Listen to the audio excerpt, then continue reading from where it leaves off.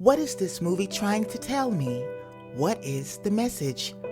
Questions that went unanswered. Hi and welcome to Fashion and Film TV. In this video, I'll be covering the 2008 movie The Eye. Like most of my videos, I'll be discussing imagery, but this time with a twist. To be fair, I didn't see the original, so this review only covers the 2008 American release. And without further ado, let's get into it.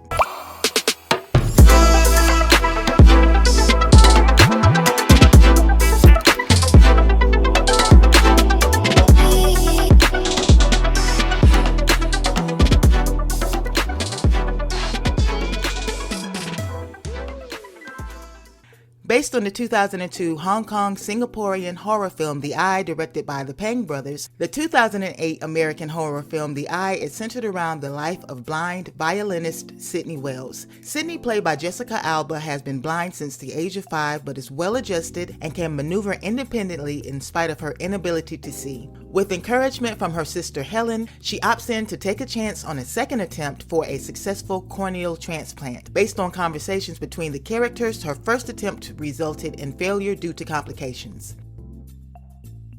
When we first meet Sydney, she's wearing purple, letting the audience know off the bat that there would be some spiritual implications in the film. Purple commonly represents royalty or wealth, but is also associated with independence, spiritual awareness, and the third eye, or spiritual awakening. At this point, we've been shown that Sydney is independent, level-headed, and aware of her surroundings, with an ability to have laser focus that allows her to avoid mishaps that could do her harm. There's not much to interpret yet, but based on the color of her wardrobe so far, it's already been established that this character will face some sort of interaction or conflict with a being or force that's not a part of the natural world. After the opening scenes were thrown into her post-op recovery, Sydney has a short interaction with a young cancer patient that has come to visit her. Ill and at the age of 9.5, Alicia, played by Chloe Grace, blue robe and a multicolored bandana. Alicia's robe is navy, which can stand for authority, intelligence, or trustworthiness. The little girl does appear to display some of these qualities, but so far we don't know the dynamics of their relationship and the impact, if any, that her words have on Sydney. In the next scene, we witness the bandages being removed and we get a faint glimpse of Sydney's point of view, including a mysterious figure. Sydney is wearing gray and white, with gray being neutral and white being a form of purity or innocence. The movie is telling us that she is completely unaware of the events that await her, and she hasn't definitively established whether the surgery was a good decision. It's the middle of the night and Sydney has her first negative reaction to the surgery as she follows the patient into the hallway. The patient eventually disappears into thin air and Sydney has to decipher whether this is reality. Shortly after, we learn that this patient has passed away.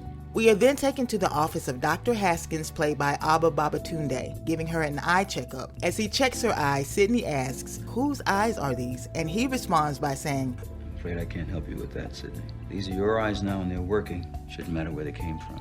Right, because that's what an actual surgeon would say. Not that it's confidential or it's against some hospital policy. No, none of that. These eyes work. Now stop asking me what any normal human would ask, so I can give you the impression that these were owned by a psychopath. What are you doing? During this scene, Sydney is wearing a shirt with shades of blue and gray or slate, a blue robe, and gray sweatpants. Blue would mean that she's calm, at peace, and trusting of the process. The grays would represent some form of neutrality. She doesn't have negative or positive feelings towards the surgery at this point, but she trusts that everything will turn out okay. Right before her dismissal from the hospital, Sydney visits Alicia and takes a picture with her. During this interaction, Alicia states, "I know you're scared, Sydney. Don't be. The world, it's really beautiful." Words that feel like they should be profound, but as we keep going, we learn that this is a not so much moment, only adding to an expectation that was never reached. Alicia's robe has switched from navy to royal blue, but the change in shade doesn't give any further clues about her character. We will see her one more time before the end of the film, but this scene doesn't add or take away value from the storyline. As Sydney leaves the hospital, she's wearing a white blouse and a sweater in a shade of muted purple. Darker shades of purple can be tied to sadness or frustration, giving the audience another clue that Sydney is about to have some encounters that are outside of the realm of her normal existence that will cause her great distress. Around the 30-minute mark, Sydney starts to have what she believes to be complications from the surgery and seeks help from the specialist Dr. Paul Faulkner, played by Alessandro Nivola. As the story continues, we learn that her newfound sight gives her more vision than she was prepared for. Throughout the rest of the film, Sydney's wardrobe consists of browns, grays, blues, and whites until the very last group of scenes. These colors reflect the fact that she is losing stability, unable to rely on her own reality, but she trusts the information that's given to her about what she sees. Eventually, she's able to find the source of the problem, and the rest of the movie plays out from there. Normally my reviews are focused on symbolism and metaphors, but that only works if the story is relatively realistic, which this movie is not. Sydney has a spiritual connection with the afterlife or underworld because the donor, Ana Cristina Martinez, played by Fernanda Romero, had visions, and now she believes she's seeing the same visions. By the end, we find out that what she thought was Anna's visions were actually her own visions, meaning that Anna's spiritual awareness was transferred via the eyes. Does it make sense biologically? Yeah. Now, there is a thing called cell memory. Studies have shown that recipients can take on characteristics of the donor. Habits and cravings can be transferred due to the cells of the donor being imprinted or combined with cells of the recipient. Those cells remember sensations like taste or smell, and if Sydney took on characteristics of the donor or even had a change in interest that matched the donor, it would have been a little more plausible. Why doesn't Sydney have characteristics of the donor in regards to her daily life? She didn't take on new habits or obtain new cravings. From what we were shown, her daily activities, interests, and tastes remained the same. Her new activities, like watching TV, for example, were based on her new sight, not the influence from Anna. How did she get those marks on her arm? There's a part where Sydney's arm is scratched after a vision of a fire that did away with several people. If this was a haunting or even if it was possession, maybe this could have been explained better. Somehow her eyes allowed her to get actual injuries created by spirits she was never in contact with. Huh? What does sight have to do with sound? Sydney was able to hear sounds during her vision. Did the eyes have a mouth too, or are they little time machines? Does it make sense spiritually? Yeah, let's look at possession. If it was about possession, which would be required for Sydney to get this gift via the eyes, the entity would take over the entire body, causing her to do things she didn't want to do.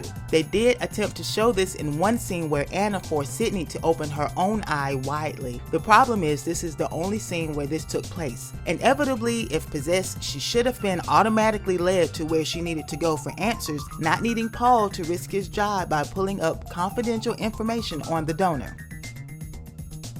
If it was supposed to be possession, how are Sydney's eyes still possessed if the spirit of Anna was already escorted? During the film, we saw these alien-looking creatures that escorted people after they perished. In the opening scene, we saw what Anna did to herself, and we saw a glimpse of the alien-looking thing with her. If this thing is an escort and Anna's spirit has already been escorted to another realm, how is the spirit still in the eyes and in contact with Sydney?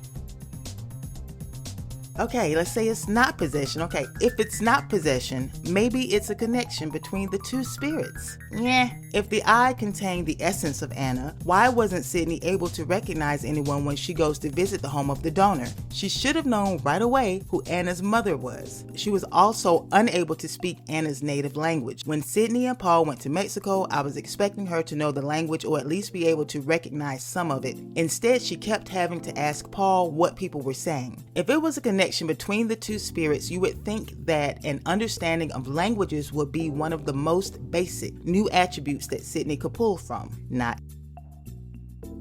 Now that I've covered the lack of physical and spiritual continuity, let's look at plain logic. Sydney saw herself as the donor when she looked at herself in the mirror. Problem is, how does a formerly blind person have the residual memory of someone they've never seen before? Is there a miniature brain in the eye? Even in cases where the recipient takes on habits of the donor, they don't inherently know what the donor looks like. In cases where a recipient visits the family, pictures are exchanged, and from what I've researched, seeing the face of the donor is a new experience for the recipient. Anna's spirit was already escorted. As I stated earlier, Anna was already deceased. If she's already been escorted, how is her spirit still in the eyes? On top of all of that, somehow the eyes knew that they would be implanted into a person that would care enough to seek out what happened to the original owner, while simultaneously knowing that the person that received them would be able to travel and get to the location in time enough to stop an accident that was going to happen in their own future. In other words, the eyes were selfish and seeking their own redemption because the people they tried to warn didn't want to listen. Yes, this makes so much sense now. Wow. Now I have to talk about how the interactions between the characters are illogical in and of themselves. I'm not putting down the performance of the actors, but the script, forget about it. The doctor.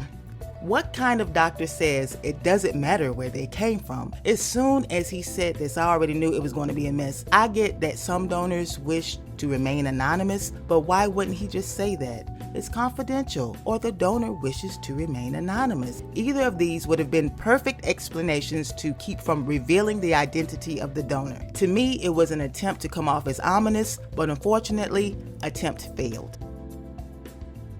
The specialist is rude for no reason, and the relationship between him and Sydney is confusing. They act as though they're exes, but the first time they met was after her surgery. Paul had to read Sydney's file to know the details of her injury, implying they didn't know each other before. There are times when they treat each other like they've known one another for years, but through their interactions, we're reminded every now and then that they don't really know each other at all. The dynamics of their relationship comes off as disingenuous, and it took me away from being able to care about these characters or their relationship. The escorts to the other realm. I guess these things are supposed to be aliens or demons. Spiritually, some would say that's the same thing, but my point is, why do these things have to look evil? Everyone isn't afraid of death, and if this is supposed to be spiritual, that would also imply that people are going to different places. If Sydney had a connection to the spiritual realm, you would think she would have figured this out by the time Alicia was seen with her own escort. Instead, Sydney tries to run them down in an attempt to stop what already happened. There was a scene where a young lady walks through Sydney, showing us for the first time that Sydney could see people that were no longer breathing. This completely reminded me of the movie Ghost with Patrick Swayze, Whoopi Goldberg, and Demi Moore. I don't know if this was intentional or if they thought the majority of the audience didn't know about the movie, but my first thought wasn't, a ghost. It was, am I watching Ghost? I thought I was watching The Eye.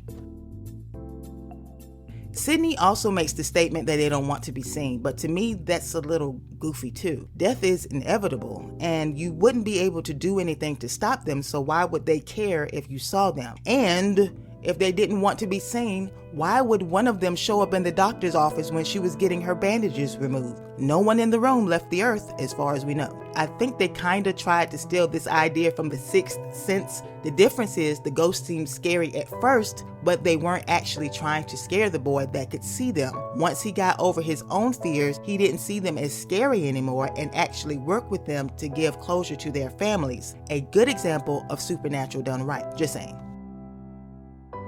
The movie had great potential in giving an understanding to the new reality for organ recipients, as well as great potential to tap into what a person may see if they consider themselves a spiritual being. Unfortunately, potential was thwarted as it got lost in a movie that seemed to take a bundle of beliefs, sprinkled with some jump scares, and served with a glass of CGI.